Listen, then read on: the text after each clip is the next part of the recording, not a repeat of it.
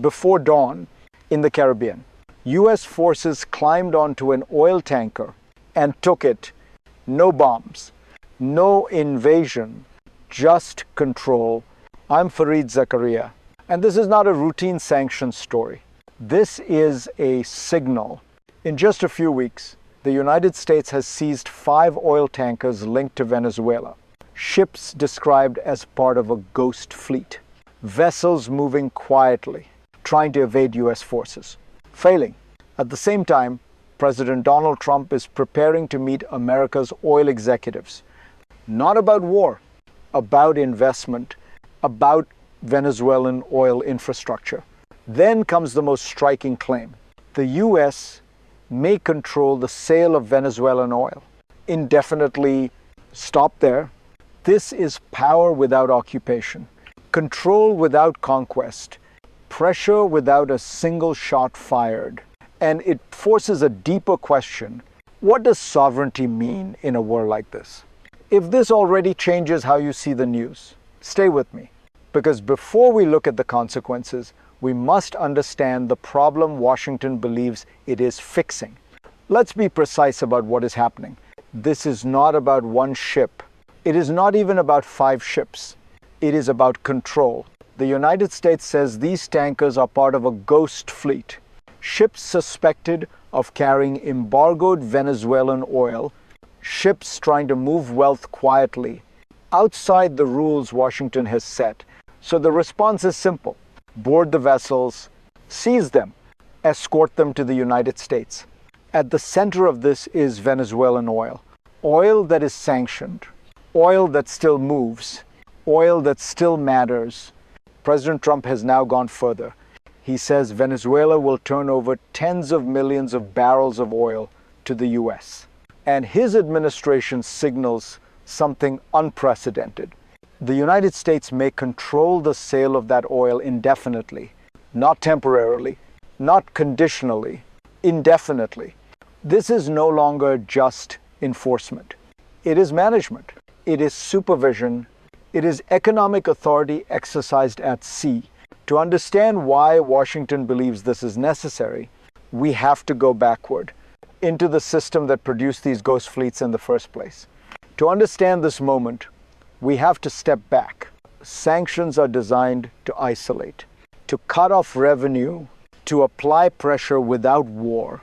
But systems adapt. When Venezuelan oil was sanctioned, it did not disappear. It changed how it moved, how it was sold, how it was hidden. This is where ghost fleets emerge. Ships that change names, ships that change flags, ships that move oil through legal gray zones, not fully invisible, just hard enough to track. The global economy allows this. Energy demand never stops. Oil always finds a buyer. And when formal markets close, informal networks grow. So Venezuela keeps exporting. Russia-linked vessels get involved. And enforcement becomes a game of pursuit. For months, the U.S. Coast Guard tracked tankers like the Bella one, following, waiting, building a case. Eventually, Washington shifts strategy from monitoring to interception. What you are seeing now is the result of that shift, a system that stopped pretending sanctions alone were enough. And that brings us to the first moment when this quiet strategy turned openly confrontational. Then the line was crossed. Before dawn, U.S. forces boarded the Olena Coast Guard Marines, a coordinated operation. The ship was not in a U.S. port. It was not in Venezuelan waters. It was intercepted in the Caribbean. Washington called it another ghost fleet tanker, suspected of carrying embargoed oil, trying to evade U.S. forces. Caught. This was not symbolic. It was operational. Within days, another vessel was taken. Then another, 5 seizures in weeks. And suddenly, a pattern became visible. This was no longer about chasing violators. It was about denying movement, about stopping oil mid-journey. Quietly, the United States demonstrated something new. That sanctions could be enforced physically, not just with paperwork, but with ships and soldiers. If you're finding this analysis useful, pause for a moment, follow this series, because what comes next explains why this approach may change how power is exercised globally. Because behind these seizures lies a deeper mechanism, one that does not rely on law alone.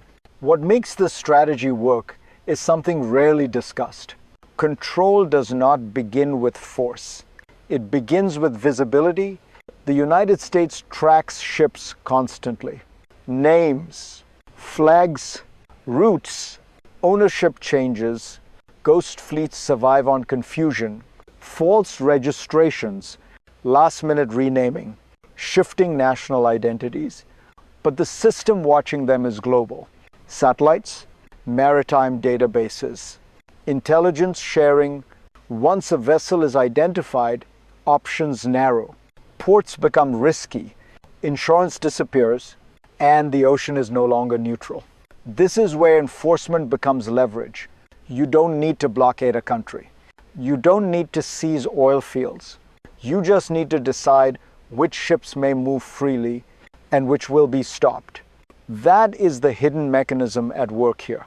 Sanctions backed by interception, rules backed by presence. It transforms the sea from a marketplace into a checkpoint.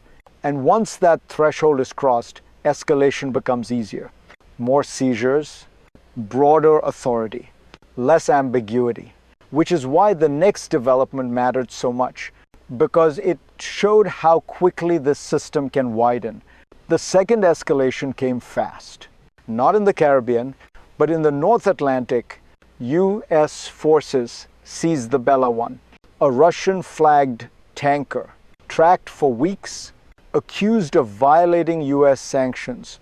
The ship had already changed its name, already changed its registration. A familiar move in the Ghost Fleet playbook. It didn't matter. The vessel was taken, escorted, neutralized, and then something revealing happened. The Kremlin thanked President Trump for authorizing the release of 2 Russian nationals on board. That single detail tells you everything. This was no longer just about Venezuela.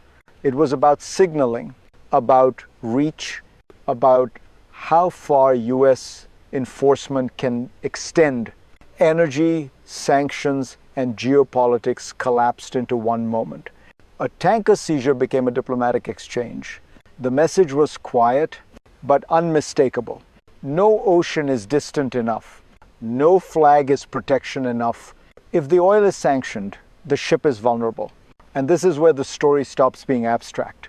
Because the consequences do not stay at sea. They move inland. They move into daily life. Now, bring this closer, because this is where you enter the story. When oil is seized, prices feel it. When supply is controlled, markets tighten. And when markets tighten, everyday life shifts. You feel it at the pump, you feel it in transport costs, you feel it in food prices, quietly, relentlessly. This is not happening in distant waters. It's happening in your budget, in inflation numbers, in decisions you didn't vote on. And here is the deeper reality. Power today rarely announces itself. It moves through systems, through shipping lanes, through contracts and constraints. You are not watching a crisis. You are living inside one that hasn't been named yet. If this perspective helps you make sense of the pressure you feel, stay with me. Share this analysis. Because understanding power is the first step towards seeing how it affects you. And once we understand the human impact, we have to look outward. Because this does not stop with one country or one fleet. Zoom out. Because what's happening here doesn't stay regional. It ripples outward. When the U.S. seizes tankers, other nations take note. Energy exporters watch closely. Importers reassess risk. Shipping companies recalculate routes. This is how local enforcement becomes global signal. Venezuela is not the only country under sanctions. And ghost fleets are not unique to one flag. They exist wherever oil, restrictions, and demand collide. Now add another layer, Russia-linked vessels, international waters, great power politics. Every seizure tests a boundary, legal, diplomatic, strategic, and each successful interception lowers the cost of the next one. What emerges is a new map of influence, not drawn by borders, but by control over movement. Who can ship, who can insure, who can sell. The ocean, once a shared space, becomes contested infrastructure. And when energy flows are disrupted or redirected, alliances strain, markets react, and smaller countries feel pressure first. This is not a crackdown, it's a precedent. And once precedents are set, the future stops being theoretical. So the real question becomes this: where does this path lead? So let's look ahead, because from here, three futures are possible. The first is controlled stability. The United States maintains selective enforcement. Seizures continue, but carefully. Oil still moves, but under supervision. Markets adjust. Tensions remain contained. This becomes a managed system of pressure. The second future is fragmentation. More countries adopt ghost fleets, more ships evade, more seizures follow, legal disputes multiply. Trust in global shipping erodes. Energy markets become volatile by design. Then there is the third path, the darkest one. Enforcement expands too far. Seizures provoke retaliation, not with words, but with countermeasures. Shipping lanes become contested. Sanctions harden into confrontation. None of these futures are accidental. They are shaped by choices made quietly, by how much power is exercised, and how visibly history shows this pattern clearly. Systems don't collapse suddenly. They harden, then they crack. Which brings us to the final insight. Because what matters now is not the tankers already seized. It's what this moment teaches us about power itself. This is the quiet lesson of our time. Power no longer arrives with tanks. It arrives with tracking data, with legal authority, with control over movement. The United States did not invade Venezuela. It did not seize oil fields. It seized ships, and in doing so, it seized leverage. That is the shift. When Washington says it may control Venezuelan oil sales indefinitely, it is describing a new kind of dominance, one that lives inside systems, not borders. For you, this matters more than it seems, because the same mechanisms can be used elsewhere, on other resources, on other countries. The question is not whether this power works. It does. The question is whether the world is ready for the precedent it sets. If you want to understand where global power is really moving, follow this series, share this analysis. Because the next chapter won't begin with an explosion.